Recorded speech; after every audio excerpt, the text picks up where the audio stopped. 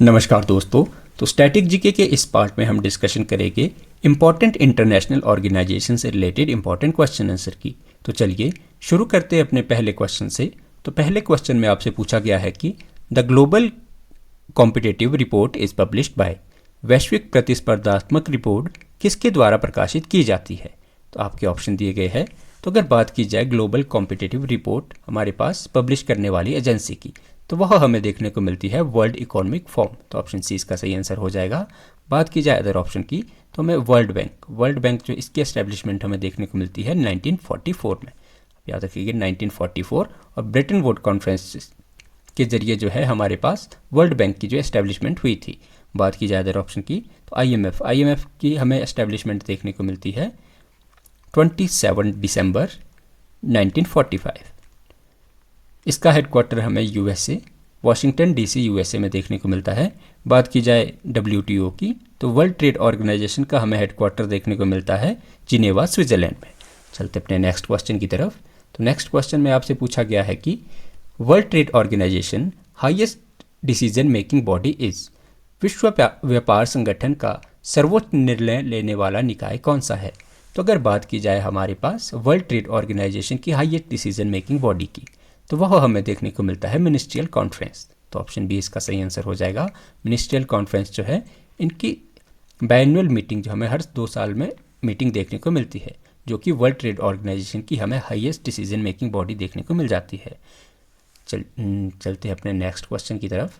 तो next question में आपसे पूछा गया है कि the special drawing right STR is an international reserve asset credited by, विशेष आहरण अधिकार STR एक अंतर्राष्ट्रीय रिजर्व परिसंपत्ति है जिसे किसने बनाया। तो आपके ऑप्शन दिए गए हैं। तो अगर बात की जाए हमारे पास STR इशू करने वाली बॉडी की, तो वह हमें देखने को मिलती है IMF, इंटरनेशनल मॉनेटरी फंड जो है, यह जो है STR जारी करता है। अगर बात की जाए अदर ऑप्शन की, तो वर्ल्ड बैंक ऑप्शन दिया गया है। तो वर्ल्ड बैंक हमें 1944 ब्रेटन वुड कॉन्फ्रेंस। बात की जाए WTO की, तो WTO हमें देखने को मिलता है हेडक्वार्टर जिनेवा स्विट्जरलैंड। बात की जाए एशियन डेवलपमेंट बैंक की, तो एशियन डेवलपमेंट बैंक की हमें एस्टेब्लिशमेंट देखने को मिलती है 1966 में, और इसका हेडक्वार्टर हमें देखने को मिलता है मनीला, फिलीपींस में। चलते अपने नेक्स्ट क्वेश्चन की तरफ। तो नेक्स्ट क्वेश्चन में आपसे पूछा गया है कि which organization provides financial asset for the infrastructure project in Asia, कि एशिया में बुनियादी ढांचा परियोजनाओं के लिए वित्तीय सहायता कौन सा संगठन प्रदान करता है। तो अगर बात की जाए हमारे पास ऐसी ऑर्गेनाइजेशन की जो कि फाइनेंशियल असिस्टेंट देता है इंफ्रास्ट्रक्चर प्रोजेक्ट में एशिया में, तो ऐसी बॉडी हमें देखने को मिलती है एशियन डेवलपमेंट बैंक। तो ऑप्शन सी इसका सही आंसर हो जाएगा, एशियन डेवलपमेंट बैंक, जिसकी की एस्टेब्लिशमेंट हमें देखने को मिलती है 1966 में, और इसका हेडक्वार्टर हमें देखने को मिलता है फिलीपींस मनीला में। मनीला फिलीपींस में इसका हमें हेडक्वार्टर देखने को मिलता है। तो चलते अपने नेक्स्ट क्वेश्चन की तरफ। तो नेक्स्ट क्वेश्चन में आपसे पूछा गया है कि the global environment outlook is published by, वैश्विक पर्यावरण आउटलुक जो है यह किसके द्वारा प्रकाशित किया जाता है। तो बात करें हमारे पास ग्लोबल इन्वायरमेंट आउटलुक पब्लिश करने वाली बॉडी की, तो वह हमें देखने को मिलती है UNEP, united nation environment programme जो है, यह हमारे पास ग्लोबल इन्वायरमेंट आउटलुक जो है यह प्रकाशित करती है। बात की जाए तो यह जो है हमारे पास इन्वायरमेंटल इश्यूज से रिलेटेड हमें बॉडी देखने को मिल जाती है। तो बात की जाए इसकी एस्टेब्लिशमेंट की, तो UNEP की हमें एस्टेब्लिशमेंट देखने को मिलती है 1972 में। 1972 में जो इसकी हमें एस्टेब्लिशमेंट देखने को मिलती है। बात की जाए यूनेस्को की, तो यूनेस्को की एस्टेब्लिशमेंट हमें देखने को मिलती है 1945 में। WHO की एस्टेब्लिशमेंट हमें देखने को मिलती है 1948 में, और UNDP, united nation development programme, इसकी एस्टेब्लिशमेंट हमें देखने को मिलती है 1965 में। तो चलिए अपने नेक्स्ट क्वेश्चन की तरफ चलते हैं। तो नेक्स्ट क्वेश्चन में आपसे पूछा गया है कि the primary objective of IMF is to, IMF का प्राथमिक उद्देश्य क्या है। तो अगर बात की जाए हमारे पास प्राइमरी ऑब्जेक्टिव IMF की प्राइमरी ऑब्जेक्टिव की, तो यह देखने को मिलता है हमें इंश्योर फाइनेंशियल स्टेबिलिटी। तो ऑप्शन बी इसका सही आंसर हो जाएगा। बात की जाए IMF की, तो IMF हमें देखने को मिलती है बॉडी इंटरनेशनल मॉनेटरी फंड, इसकी हमें एस्टेब्लिशमेंट देखने को मिलती है 1945 में। 1945 में हमें इसकी एस्टेब्लिशमेंट देखने को मिलती है। तो चलते अपने नेक्स्ट क्वेश्चन की तरफ। तो नेक्स्ट क्वेश्चन में आपसे पूछा गया है कि world health organisation was established on, जो हमारे पास विश्व स्वास्थ्य संगठन है इसकी स्थापना कब हुई थी। तो अगर बात की जाए हमारे पास वर्ल्ड हेल्थ ऑर्गेनाइजेशन की, तो इसकी एस्टेब्लिशमेंट हमें देखने को मिलती है 7 अप्रैल 1948 को, और ये जो है हमारे पास हेल्थ सेक्टर की बॉडी हमें देखने को मिल जाती है। चलते अपने नेक्स्ट क्वेश्चन की तरफ। तो नेक्स्ट क्वेश्चन में आपसे पूछा गया है कि the Doha development agenda is associated with which organisation, Doha विकास एजेंडा किस संगठन के साथ हमें संबंधित देखने को मिलता है। तो अगर बात की जाए हमारे पास दोहा डेवलपमेंट एजेंडा की, तो यह हमें देखने को मिल जाता है रिलेटेड वर्ल्ड ट्रेड ऑर्गेनाइजेशन से। वर्ल्ड ट्रेड ऑर्गेनाइजेशन जो है इससे रिलेटेड हमें दोहा डेवलपमेंट एजेंडा देखने को मिल जाता है। बात की जाए इसकी शुरुआत की, तो यह हमें शुरुआत देखने को मिलती है 2001 में जो है इसकी शुरुआत हमें देखने को मिलती है। बात की जाए अदर ऑप्शन की, तो हमारे पास वर्ल्ड बैंक दिया गया है, तो वर्ल्ड बैंक जो है 1944 ब्रिटन वुड कॉन्फ्रेंस। बात की जाए हमारे पास हमें ऑप्शन में दिया गया है WTO, तो यह हमने जो है दोहा एजेंडा चर्चा कर ली। बात की जाए WTO की, तो इसका हेडक्वार्टर जो है हमें जिनेवा स्विट्जरलैंड में देखने को मिल जाता है। बात की जाए अदर ऑप्शन की, तो अदर ऑप्शन में ADB हमारे पास दिया गया है, तो ADB की हमें इस्टेब्लिशमेंट देखने को मिलती है 1966 में, और इसका हेडक्वार्टर हमें देखने को मिलता है फिलीपींस मनीला में। तो चलते अपने नेक्स्ट क्वेश्चन की तरफ। तो नेक्स्ट क्वेश्चन में आपसे पूछा गया है कि which organization publish the world development report, कि विश्व विकास रिपोर्ट किस संगठन द्वारा प्रकाशित की जाती है। तो अगर बात की जाए हमारे पास ऐसी बॉडी की जो कि हमें वर्ल्ड डेवलपमेंट रिपोर्ट हमें पब्लिश करती, तो वह करती है हमारे पास वर्ल्ड बैंक। वर्ल्ड बैंक हमें बॉडी देखने को मिलती है जो कि हमारे पास वर्ल्ड डेवलपमेंट रिपोर्ट जो है वो ईयरली जारी करती है। तो चलते अपने नेक्स्ट क्वेश्चन की तरफ। तो नेक्स्ट क्वेश्चन में आपसे पूछा गया है कि the international solar alliance was launch during which event, कि अंतर्राष्ट्रीय सौर संगठन की शुरुआत किस आयोजन के दौरान की गई थी।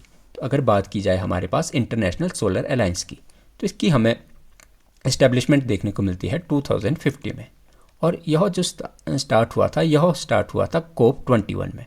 COP21 में जो है यूनिसेफ का हमारे पास UNFCCC, इसका हमें 21st COP समिट जो है देखने को मिलता है, जिसमें कि हमें इंटरनेशनल सोलर अलायंस की शुरुआत देखने को मिलती है, और यह जो है 2050 में जो है ISA का हमारे पास एस्टेब्लिशमेंट देखते हुए मिलती है। तो चलते अपने नेक्स्ट क्वेश्चन की तरफ। तो नेक्स्ट क्वेश्चन में आपसे पूछा गया है कि united national security council has how many permanent members, कि यूनाइटेड नेशन हमारे पास संयुक्त राष्ट्र परिषद जो है इसमें हमें कितने स्थायी सदस्य देश देखने को मिलते हैं।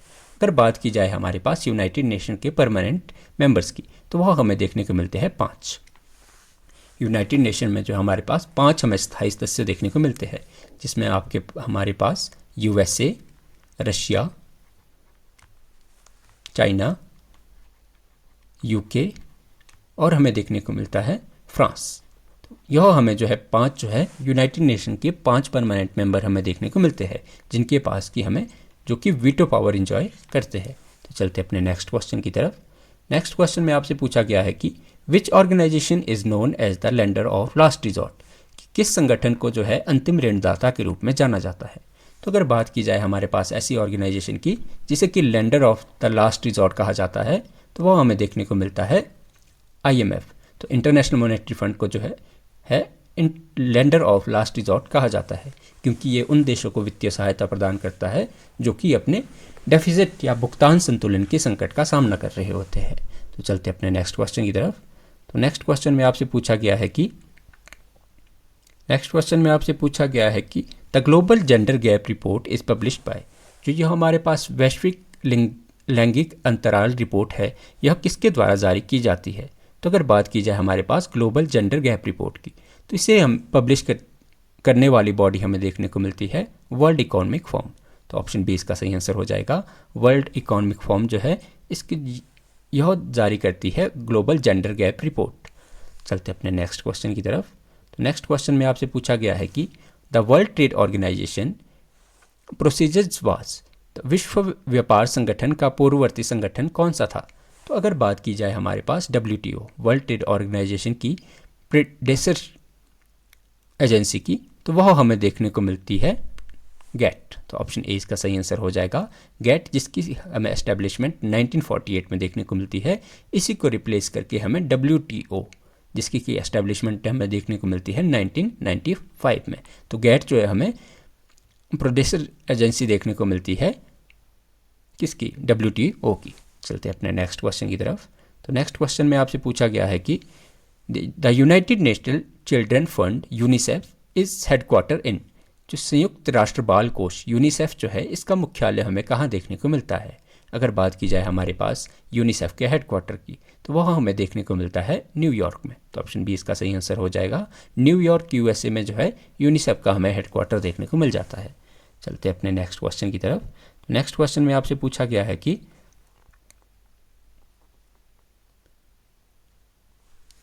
World bank group consist how many institution, कि विश्व बैंक समूह में कितने देश शामिल है, कितने संस्थान शामिल है। तो अगर बात की जाए हमारे पास वर्ल्ड बैंक, तो वर्ल्ड बैंक हमें देखने को मिलता है, यह जो हमें 5 बॉडी से देखने को मिल जाता है। बात की जाए वर्ल्ड बैंक में तो हमें IBRD, IDA, IFC, MIGA मिगा और ICSID, इन 5 इंस्टीट्यूशन से जो है हमें वर्ल्ड बैंक देखने को मिल जाता है।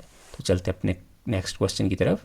तो नेक्स्ट क्वेश्चन में आपसे पूछा गया है कि the global risk report is published by, वैश्विक जोखिम रिपोर्ट किसके द्वारा प्रकाशित की जाती है। तो अगर बात की जाए हमारे पास ऐसी इंस्टीट्यूशन की जो कि ग्लोबल रिस्क रिपोर्ट पब्लिश करता है, वो हमें देखने को मिल जाता है वर्ल्ड इकोनॉमिक फोरम। तो ऑप्शन सी इसका सही आंसर हो जाएगा, वर्ल्ड इकोनॉमिक फोरम जो है हमारे पास ग्लोबल रिस्क रिपोर्ट जो है यह पब्लिश करता है। चलते अपने नेक्स्ट क्वेश्चन की तरफ। तो नेक्स्ट क्वेश्चन में आपसे पूछा गया है कि the international monetary fund has how many member countries, जो हमारे पास अंतर्राष्ट्रीय मुद्रा कोष है इसमें हमें कितने देश देखने को मिल जाते हैं। तो अगर बात की जाए इंटरनेशनल मॉनेटरी फंड में, तो इसमें हमें जो है 189 मेंबर्स देखने को मिल जाते हैं। और इंटरनेशनल मॉनेटरी फंड जो है यह ग्लोबल फाइनेंशियल स्टेबिलिटी और इकोनॉमिक कोऑपरेशन को लेकर जो है यह एजेंसी काम करती है। चलते अपने नेक्स्ट क्वेश्चन की तरफ। तो नेक्स्ट क्वेश्चन में आपसे पूछा गया है कि general agreement on tariff and trade GATT was signed in which year, कि आपके पास जो general agreement on trade and tariff है इस पर कब हस्ताक्षर हुए थे। तो अगर बात की जाए हमारे पास गेट की, तो यह बॉडी हमें देखने को मिलती है 1948 में जो है गेट पर जो है साइन किए गए थे। बात की जाए यह बॉडी जो है द्वितीय विश्व युद्ध के बाद जो है वैश्विक व्यापार को बढ़ावा देने के लिए बनाई गई थी। चलते अपने नेक्स्ट क्वेश्चन की तरफ। तो नेक्स्ट क्वेश्चन में आपसे पूछा गया है कि the primary focus of Asian development bank is, एशियाई विकास बैंक ADB का प्रारंभिक फोकस क्या है। तो अगर बात की जाए हमारे पास ADB के हमारे प्राइमरी फोकस की, तो वह हमें देखने को मिलता है पॉवर्टी एलिवेशन। ADB जो है इसका प्राइमरी फोकस हमें देखने को मिलता है कि इंडो पैसिफिक में जो है किस प्रकार से जो है पॉवर्टी एलिवेशन और सस्टेनेबल डेवलपमेंट के ऊपर काम किया जाए। ठीक है, तो यह जो है बेसिक इंफ्रास्ट्रक्चर प्रोजेक्ट और सोशल स्कीम्स के लिए जो है हमारे पास फाइनेंशियल असिस्टेंट देता है। चलते अपने नेक्स्ट क्वेश्चन की तरफ। तो नेक्स्ट क्वेश्चन में आपसे पूछा गया है कि global financial stability report is published by, जो वैश्विक वित्तीय स्थिरता रिपोर्ट है यह किसके द्वारा प्रकाशित की जाती है। तो आपके ऑप्शन दिए गए हैं।